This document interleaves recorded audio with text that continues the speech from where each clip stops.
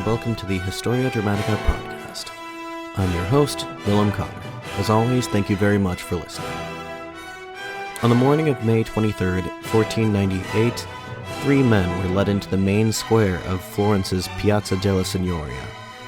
Although their hands were bound like common criminals, the simple monastic garments they wore betrayed the fact that these were holy men. Standing before an ad hoc tribunal composed of a mixture of senior clergymen and secular government officials, the three men were each in turn branded as heretics and sentenced to die as such. One by one, the three friars were led up to separate gallows, bearing their imminent fate with a quiet and solemn dignity. The men were then executed by hanging. Their bodies were incinerated by fire, and their ashen remains were collected and scattered into the Arno River.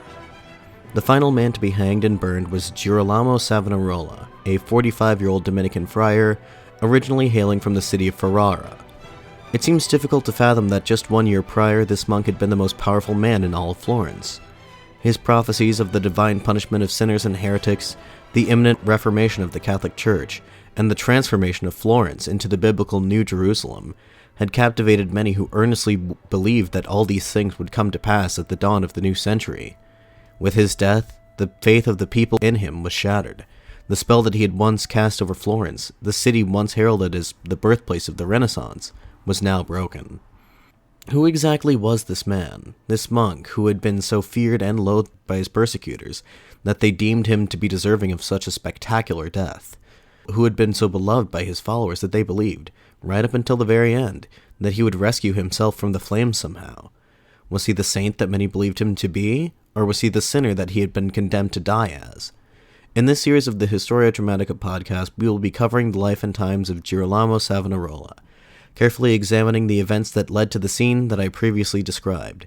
In doing so, I hope to create a narrative of the real Savonarola, one that does not define him in such dualistic terms as saint or sinner, but rather one which portrays him as the complex, multifaceted, and nuanced character that he was in actuality.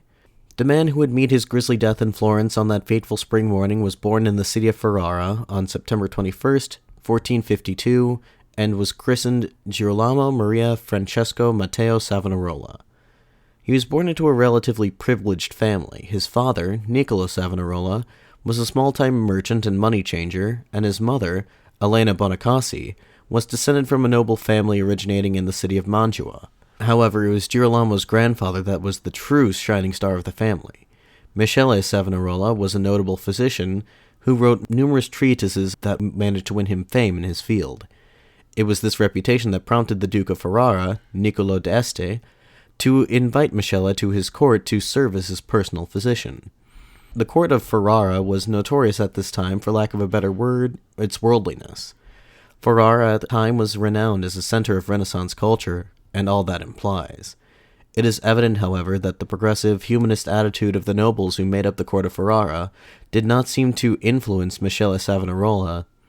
Across several sources, authors describe the elder Savonarola as, quote, a dyed-in-the-wool medievalist, end quote, who was furthermore, quote, repulsed by the cult of pleasure and sensuality and the materialistic worldliness of the d'Este court, end quote. Michele Savonarola was an austere man, whose physiological tracts were interspersed with moralizing screeds. It was Girolamo's grandfather who would exert the greatest influence on him in the earliest stages of his life. Michele took personal charge of the young Girolamo's education, but more than that, he seems to have imparted his attitudes and worldview onto little Girolamo as well. Girolamo's education would, in keeping with his grandfather's conservative outlook, consist initially of the study of classical Latin and of the Bible. Girolamo demonstrated a degree of intellectual brilliance very early on. By the time his grandfather died, he was 16, but he had already become rather proficient in Latin, and had memorized all of the books of the Bible by heart. As he grew older, Girolamo became rather disaffected with the world. He, like his grandfather, abhorred what he viewed as the degeneracy of the current age.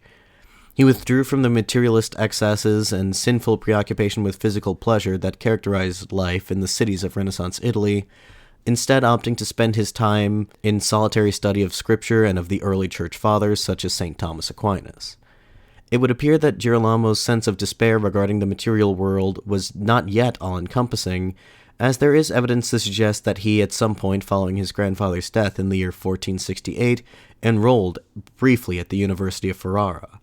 This had been strongly encouraged by his father, who wished for him to follow in the prestigious footsteps of his grandfather and become a physician. The education Girolamo received at the university was typical humanist curricula that were ever present in Italian universities in this period. In this context, Girolamo would have widely read the classical philosophers, from whose writings the humanist ideology of the Renaissance was derived. He is known to have read the works of such figures as Cicero, Ovid, Plato, and Aristotle. Later on, when Girolamo turned decisively against humanism and began to weigh invective against it, his opponents noted that his attacks on it were so effective given that he was already so well educated on the subject. But I am getting a bit ahead of myself. It was also around this time that young Girolamo suffered his first, and it would seem only, romantic heartbreak. He had become acquainted with one Lauro Strozzi, the illegitimate daughter of a formerly prominent exiled Florentine family. According to one of Savonarola's earliest biographers, when Girolamo asked Lauro to marry him, she responded scornfully that a member of the Strozzi family would not deign to marry a mere Savonarola, to which Girolamo replied with equal disdain that a member of his family would never marry a bastard of the house of Strozzi. Whether or not this incident pushed Savonarola further towards the direction of a wholesale rejection of the material world and its sinfulness is difficult to say. But what is readily apparent is that by the age of 20, Savonarola was more or less inclined to that very way of thinking. It was at this time that he wrote one of his earliest extant works, a poem entitled On the Ruin of the World. In this poem, he self-righteously condemns the current corrupted state of affairs. He sees his fellow Italians as being lustful, avaricious people who have abandoned all godly virtue in pursuit of the pleasures of the flesh. None were safe from the young Savonarola's vitriol, not even the Pope himself. Of the institution of the papacy, he wrote, quote, "The scepter has come into a pirate's hands. St. Peter is laid low. Here lustfulness and every prey abounds, and I know not why heaven is not baffled." End quote. At the conclusion of his poem, he exhorts his reader to, quote, "Be careful not to lean against a purple color. Flee palaces and loggias, and tell your thoughts to a little few, for you will be a foe to all the world." End quote. The anti-clerical stance expressed here is by no means uncommon in Renaissance Italy. Author Paul Strathern asserts, quote, "There was indeed a widespread understanding throughout the secular educated classes in Italy at this time that the church was corrupt, and many discerning Italians maintained a sincere religious belief that remained separate and personal, paying little more than lip service to the hierarchy that claimed to represent their religion on earth." End quote. Over the next 3 years following the writing of his first poem, On the Ruin of the World, Savonarola's despair at the state of the world only deepened, although he hesitated to leave it behind entirely. His father, and the rest of his family for that matter, were still expecting him to become a physician and to provide materially for them. However, being mortified as he was of the flesh, Savonarola, it is needless to say, did not take very well to the study of medicine.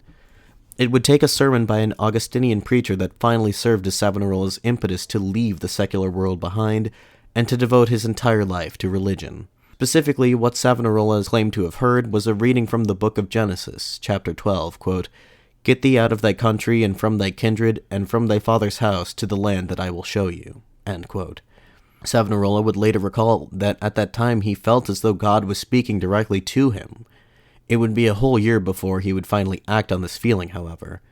On April 24th, 1475, Savonarola, without informing his family of his decision, set out from Ferrara en route to the city of Bologna, some 50 or so kilometers to the southwest. Upon reaching the city, Savonarola merely knocked on the door of the convent of San Domenico and asked to be admitted into the order of the Dominicans. Savonarola explained the rationale behind this momentous life decision in a letter he wrote to his father, dated April 25th, 1475. Quote, "The reason why I entered into a religious order is this. First, the great misery of the world, the wickedness of man, the rapes, the adulteries, the thefts, the pride, the idolatry, the vile curses. For the world has come to such a state that one can no longer find anyone who does good. I did this because I cannot stand the great wickedness of the blind people of Italy, especially when I saw that virtue had been cast down and vice raised up." End quote. In this letter to his father, Savonarola went on to say that this decision of his was not one that he made lightly, but he also restated his claim that he believed that it was God who was speaking directly to him. While his family wanted him to be a physician of the body, Savonarola was instead determined to become what he called a physician of souls. Regardless of how much this decision may have pained him at the time, he made it nonetheless, and he was not about to look back. The Order of the Preachers was founded in the year 1216 by a Spanish monk named St. Dominic, from whom the order derives its colloquial name, the Dominicans. The order's founder envisioned it as a mendicant order, meaning that it would differ from other Catholic religious orders in two crucial respects. One being that they were devoted to preaching, primarily in urban areas, and the second being that they took a vow of poverty, held no personal possessions, and depended on alms for survival. Although not characteristic of all mendicant orders, the Dominicans became famous for their tradition of intellectualism. St. Dominic was himself a scholar, and so adherents to the order had a tendency to follow in his footsteps. Initially, upon first joining the order, a novice was made to complete a trial year. During this time, novices were tasked with performing various menial tasks for the convent, such as gardening and sewing. To many people, this sort of thing may seem insufferably tedious or demeaning, but Savonarola would later write quite fondly of his novitiate year in the convent as being one of the greatest in his life. Quote, "I found liberty, and did all that I wanted, because I wanted nothing else, desired nothing else, than to do all that I was told or commanded to do." End quote. After having spent a year at the monastery in quiet servitude, Savonarola was officially inducted into the order, becoming a subdeacon in 1476 and a full deacon the following year.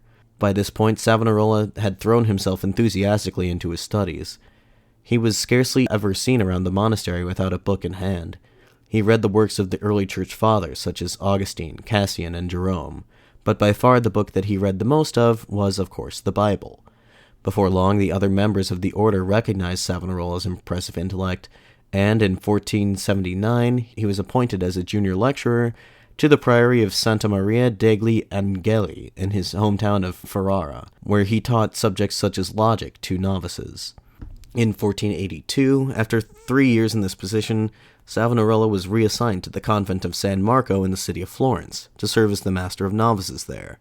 The exact reasons for this decision are somewhat murky.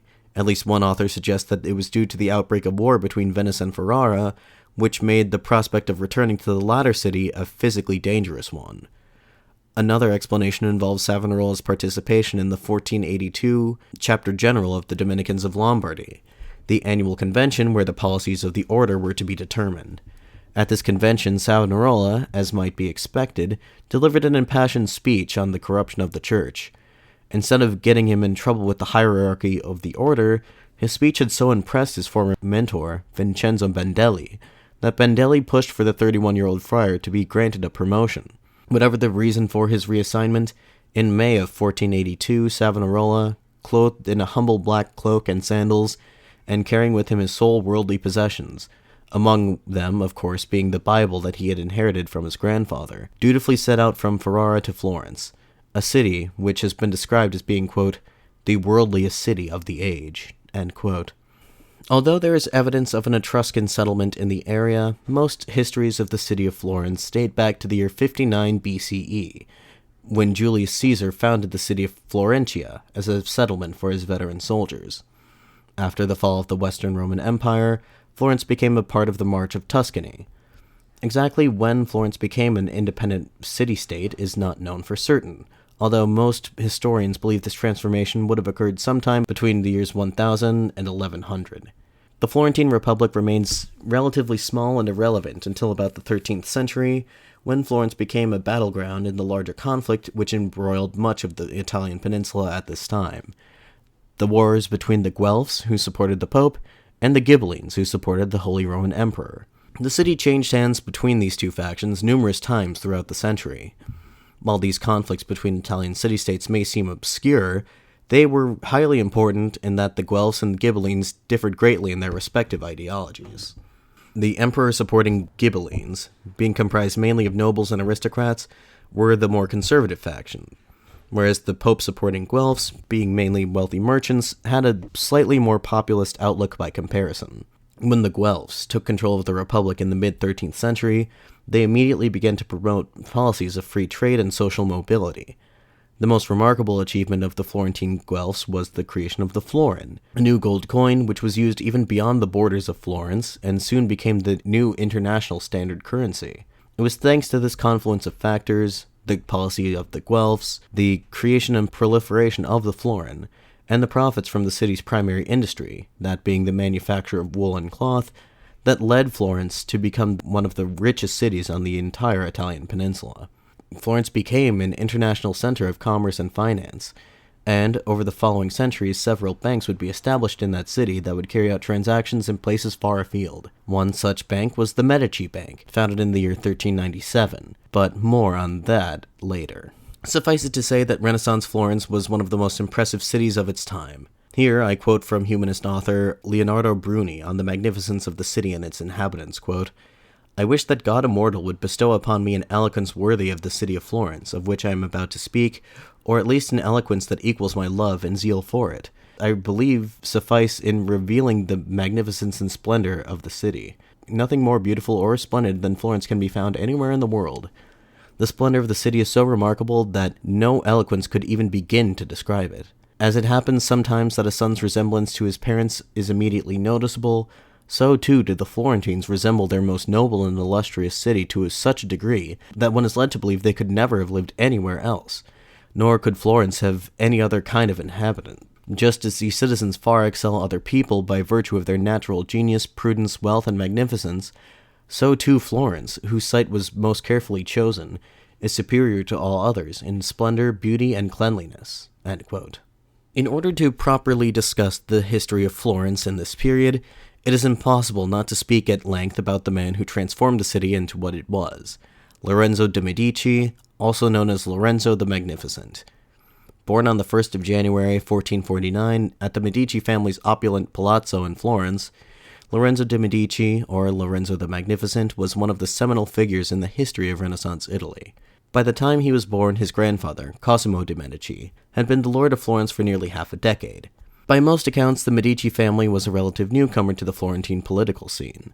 They were by no means the oldest or most revered family in the city, but they were far and away the wealthiest.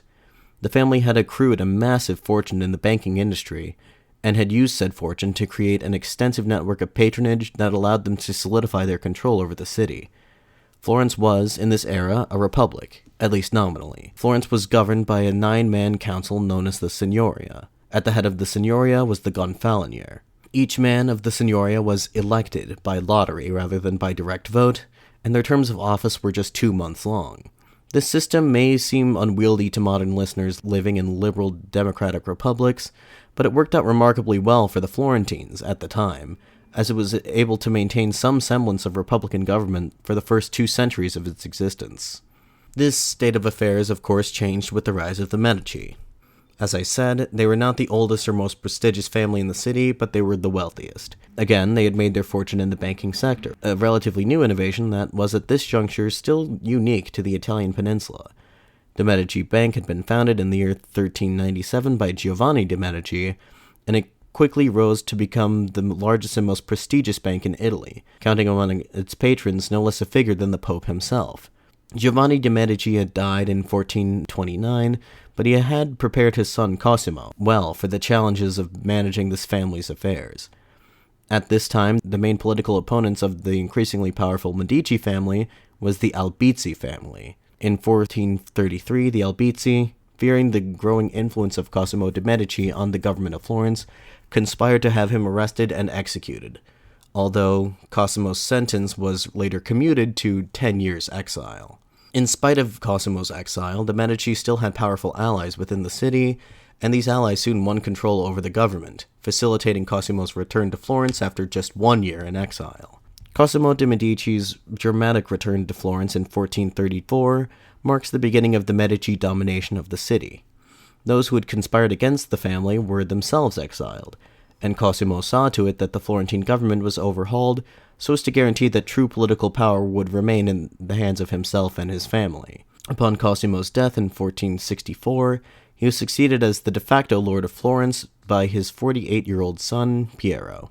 Piero, who is known to history as Piero the Gouty, was, as his epithet implies, afflicted with gout, the genetic scourge of the Medici family, throughout most of his life. Piero also largely lacked the political and business acumen of his father, not to mention his magnetic charisma. Piero's affliction often kept him bedridden, and it had a deleterious effect on his personality as well, making him irritable and short-tempered. His tenure as ruler of Florence is marked by an attempted coup d'etat against the Medici family's hegemony, an attempt that was foiled thanks in part to the efforts of Piero's son, Lorenzo. Lorenzo de' Medici stands out as one of the seminal figures of the history of the Italian Renaissance. He was only 20 years old at the time of his father's untimely death, but Lorenzo took on the duties of his office with great skill. Of course, it helps that Piero had prepared his son well for just such an eventuality. As a young man, Lorenzo had been sent by Piero on various diplomatic missions across Italy. It was in the course of these missions that Lorenzo learned various important skills that would be instrumental to his future leadership of the Medici family and of Florence as a whole. Piero's rule had seen a significant decrease in the Medici's power, both political and economic. Lorenzo immediately moved to rectify his father's past mistakes. At the beginning of his rule, he instituted a number of reforms to the Florentine constitution that, while seeming insignificant, actually delegated much more political power to Lorenzo and the pro-Medici faction in the city, thus turning the patronage network established by Cosimo into a more well-organized and efficient political machine.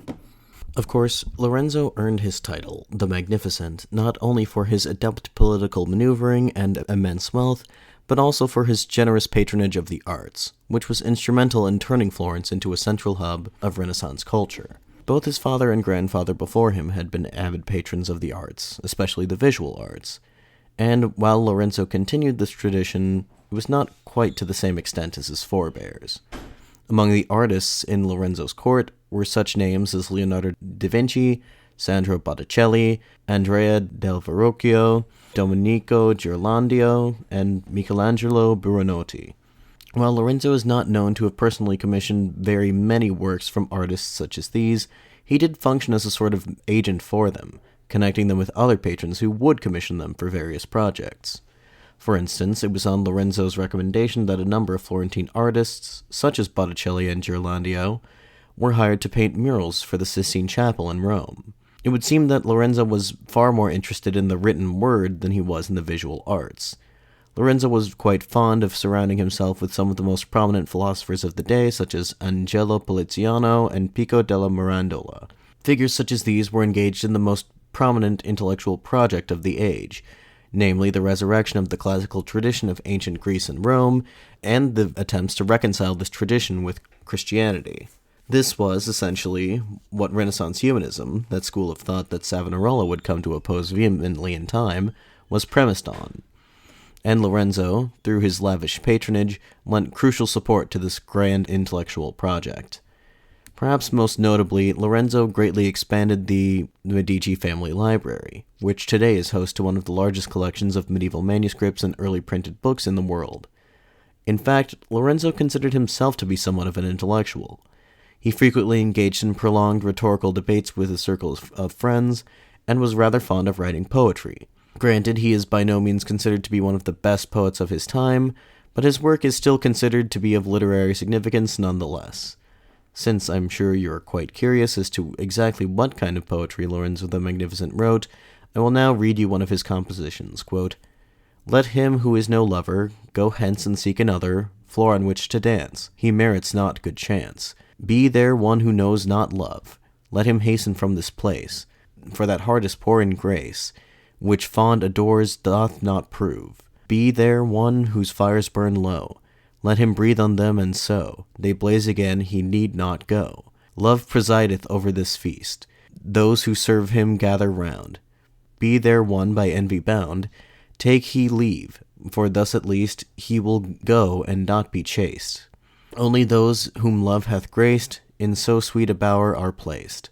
Be there one who is ashamed of loving, let him ponder fair, and she will soon become aware.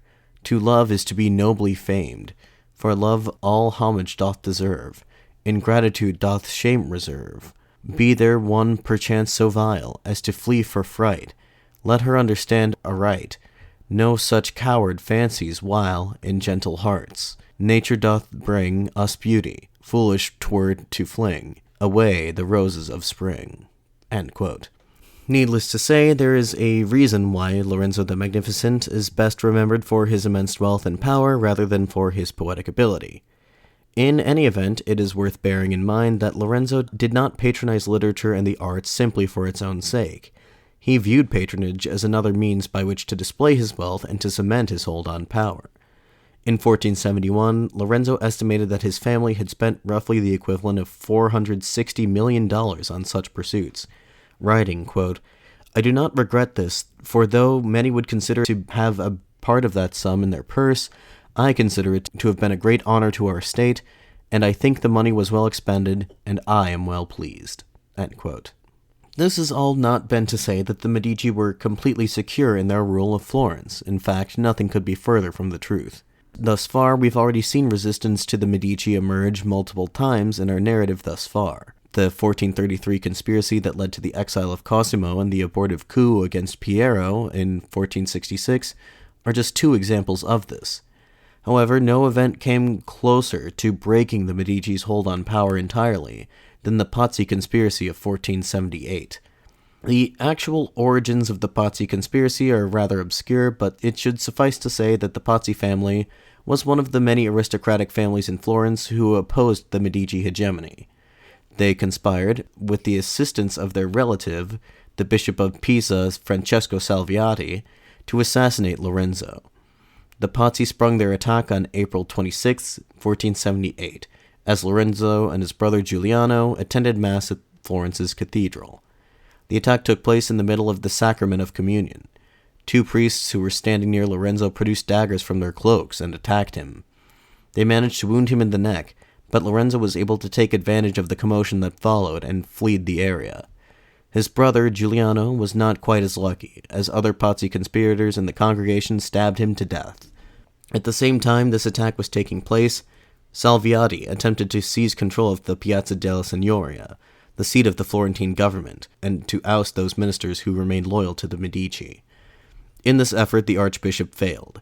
The Signoria sensed that something was amiss and detained the archbishop in their chambers. The Pazzi conspirators hoped to rally popular support against the Medici by invoking Florence's republican tradition and claiming, not exactly disingenuously, that they were being subverted by the Medici's influence. The patriarch of the family, Jacopo de Pazzi, had gathered a decent-sized crowd in the courtyard of the Piazza della Signoria and led them in chants of Il Popolo e Libertà, or the People and Liberty, a popular Republican rallying cry in Florence. However, the people in the crowd, many of whom had benefited directly from Medici patronage, refused to turn on them and countered the Pazzi chants with their own Medici slogans. When the news of the attempted assassination of Lorenzo reached the piazza, the men of the Signoria tied a noose around Archbishop Salviati's neck and flung him from a high window, to the great delight of the crowd below and to the horror of Jacopo de Pazzi. Later that day, the bloodied but still very much alive Lorenzo de' Medici reappeared at the Palazzo de' Medici. He sought to rally popular support behind himself and the Medici by claiming that the attempt on his life was part of a foreign plot against Florence. This argument ultimately won the day. The people of Florence turned against the Pazzi conspirators with righteous fury. Those who were even suspected of participating in the conspiracy were dragged from their residence and lynched by angry mobs.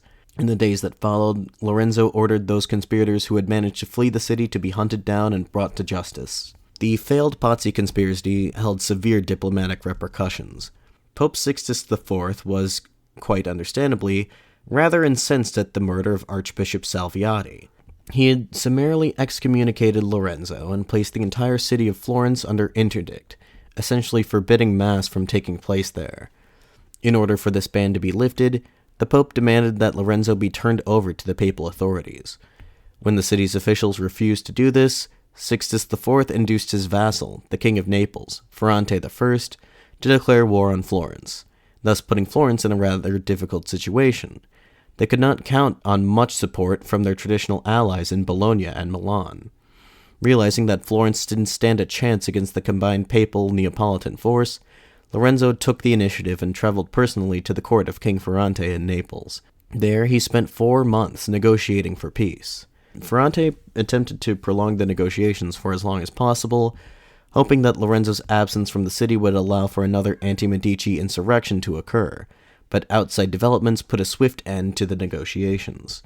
In July 1480, an Ottoman fleet captured the port town of Otranto on the southeastern tip of the Italian peninsula. The prospect of the Muslim Turks gaining a foothold in Italy was absolutely terrifying to the Christian rulers of the region, the Pope most especially. It was for that reason that Sixtus IV ordered an immediate cessation of hostilities with Florence. The excommunication and interdict were both rescinded shortly thereafter. The Pazzi conspiracy and the resulting diplomatic crisis had clearly demonstrated that Medici rule in Florence was not invincible, but these events had also provided Lorenzo with an opportunity to prove himself to his people. During that time, Lorenzo had demonstrated determination, courage, and a willing to sacrifice himself for the greater good. Admiration for Lorenzo now became more widespread than ever, and author Kenneth Bartlett asserts that when he returned to Florence in late 1480, he did so as, quote, a prince in all but name, end quote. Whereas once Lorenzo had put up some flimsy pretext of maintaining Florence's republican tradition, this was more or less dispensed with altogether during this period. Lorenzo traveled through the streets of the city flanked by armed bodyguards, and openly dispensed favors and patronage as he saw fit. All foreign dignitaries now had to deal directly with him, and no significant political decision could be made without his express consent. It was into this Florentine milieu that the 31-year-old friar Girolamo Savonarola arrived. The convent of San Marco, to which Savonarola had been assigned, was originally constructed at some point in the 13th century, but had undergone extensive renovations on behest of Cosimo de' Medici in the final decade of his life. According to contemporary sources, Cosimo, then aged 65, was going through somewhat of a midlife crisis. In this era, usury, that is to say the practice of charging interest on money lent so as to enrich the lender, was still considered by the church to be a mortal sin, tantamount in most cases to murder or robbery. Despite claiming to be good Catholics, the bankers of Renaissance Italy engaged in this practice extensively. It was in this way that bankers such as Cosimo were able to amass their fortunes in the first place. While many Christian moneylenders were able to rationalize these actions as not technically falling under the church's definition of usury, this sort of thing tends to weigh heavily on one's conscience. Cosimo, concerned about the state of his mortal soul, asked his friend, Pope Eugenius IV, if there was any way to earn God's forgiveness without having to part with all of his worldly possessions. The Pope told the aging banker that the best course of action would be to donate some 10,000 florins to the convent of San Marco to be spent on renovations to the complex.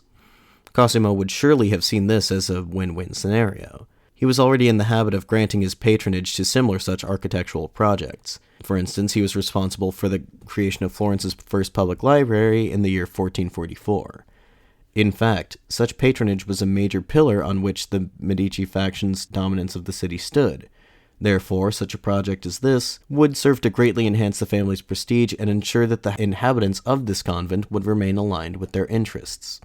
As a result of Medici patronage, the convent of San Marco did not resemble the sort of monastic institution to which the ascetically inclined Savonarola had become accustomed.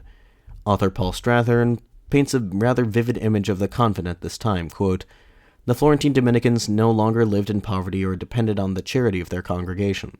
The cells of the individual monks were for the most part well furnished, and indeed the librarian and the prior lived in some degree of luxury, with meals served privately in their cells, where on occasion they would entertain leading citizens with sumptuous meals served on dishes and plates bearing the Medici crest. All the food for the monastery was supplied by Lorenzo the Magnificent himself, with olives, wine, bread, fish, fruit, oil, and eggs provided in great abundance. By special dispensation from Lorenzo, all such produce for the monastery was imported into the city free of the usual customs charges. Even the monks' robes and silk vestments were specially tailored by Lorenzo's personal haberdashers, the same ones who also ran up the costumes for his carnivals and popular entertainments." End quote. Savonarola did not spend too much time in this environment. Rather, during this time, he took to wandering the streets of the city by himself. He would later insist that it was not the city's many extravagant palazzos and cathedrals that had attracted his attention, but rather the city's numerous slums and back alleys, where he saw in painful clarity the vast and ever-widening chasm between the city's rich and the city's poor. Savonarola despaired at the poverty he witnessed, especially when he compared it to the sumptuous living conditions of San Marco. Savonarola would remain in Florence for 5 years. During this time, he devoted most of his energies to instructing the novices of the monastery, among whom he had gained a reputation for his remarkable command of Scripture, prompting one of his contemporaries to say, quote, "His teachings raised men's hearts above all human things. It seemed to us that from the time of the early Christian fathers, no one equaled him in the teaching of the sacred books." End quote. An occasional part of Savonarola's duties was to deliver sermons on special occasions. Mostly, he preached at smaller churches just outside Florence, but in 1484 he was invited to deliver a Lenten sermon in the Basilica of San Lorenzo, one of the oldest and most important churches in the entire city, and the ancestral burial place of the Medici family. Apparently, it would seem that the friar did not make that great of an impression upon the congregation. His nerves must have gotten the better of him, and he struggled to be heard in the massive, spacious basilica. When he finally was heard, the audience had a hard time understanding him, given his thick Ferrarese accent. Savonarola later wrote, quote, "I had neither the voice nor the strength nor the ability to preach. As a result, everyone was bored when I delivered my sermons. Just a few simple men on one side of the aisle and a few poor women on the other had come to hear me." End quote. Savonarola had been utterly embarrassed by this ordeal. He resolved to never preach again, but his superiors insisted that he give it another try. The following year, he delivered another Lenten sermon, this time at the church in the town of San Gimignano, where there was far less pressure on him to perform well. The words of this sermon have unfortunately not been recorded, but it would seem that his words were much better received. Upon returning to Florence, Savonarola was informed that he had been reassigned once again. He was now to return to San Domenico in Bologna to become the master of studies there. Savonarola's sudden departure from Florence had gone all but unnoticed, but in only 5 years he would return, and this time he would have the strength and the courage to speak out publicly against the increasingly wretched state of affairs in Renaissance Italy. But you'll have to tune in again in 2 weeks to hear the next part of this story. In the meantime, if you have any questions, comments, concerns, etc., please feel free to send them my way via my email, historiadramaticapod@gmail.com. Alternatively, it's possible to reach me via Twitter or Facebook, links to both of which can be found in the episode's description. If you like the show and would like to help keep it running, there are a few ways that you can do this. You can leave a review of the show on whichever podcast platform you listen to in order to help the show reach a wider audience. Alternatively, you can also support me financially by purchasing some used books for me on eBay or by becoming a supporter on Patreon. In any event, until 2 weeks from now, this has been the Historia Dramatica podcast. Thank you very much for listening once again. I'm your host, Willem Connor, signing off.